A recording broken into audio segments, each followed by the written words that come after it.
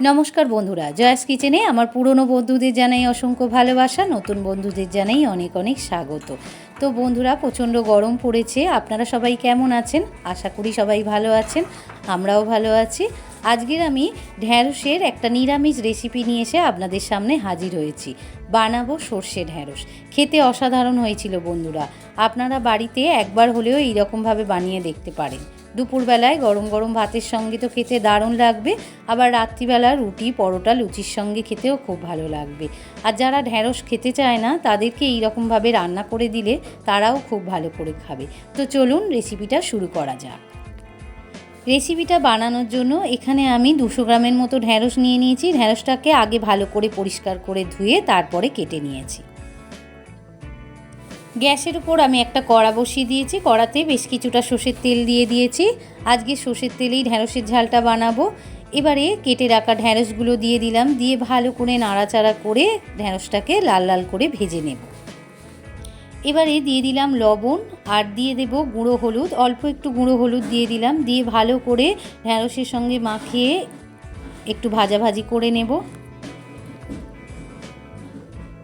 ঢ্যাঁড়সটা বেশ ভাজাভাজি হয়ে গিয়েছে। এবারে আমি দিয়ে দেব গুঁড়ো লঙ্কা। এখানে আমি অল্প পরিমাণে একটু গুঁড়ো লঙ্কা দিয়ে দিলাম, ঝালটা আপনারা বুঝে দেবেন।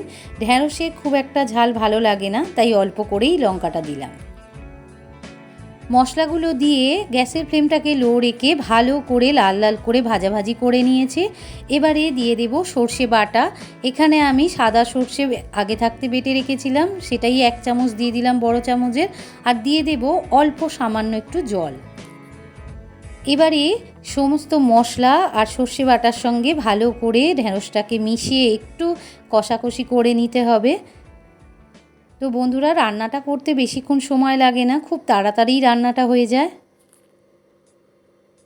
এবারে দিয়ে দিলাম ছোটো চামচের 1 চামচ চিনি। তো বন্ধুরা, কম বেশি হলেও একটুখানি চিনি দিতে হবে। নিরামিষ তরকারি তো একটু চিনিটা দিলে তরকারির টেস্টটা ভালো আসে। চিনিটা দিয়ে একটু নাড়াচাড়া করে নিয়েছি। এবারে দিয়ে দেব জল। এখানে আমি পরিমাণ মতো জল দিয়ে দিলাম।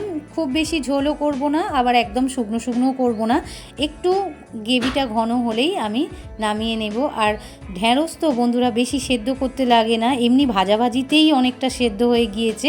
হালকা করে 1 মিনিট আমি ফুটিয়ে নেব।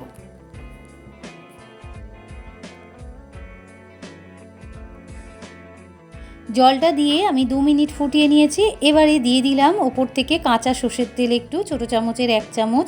এই সর্ষের তেলটা দিলে খেতে দারুণ হয়। এবারে একটু ফুটিয়ে নেব। কাঁচা সর্ষের তেলটা দিয়ে কয়েক সেকেন্ড আমি ফুটিয়ে নিয়েছি। একদম রেডি হয়ে গিয়েছে সর্ষে ঢ্যাঁড়স।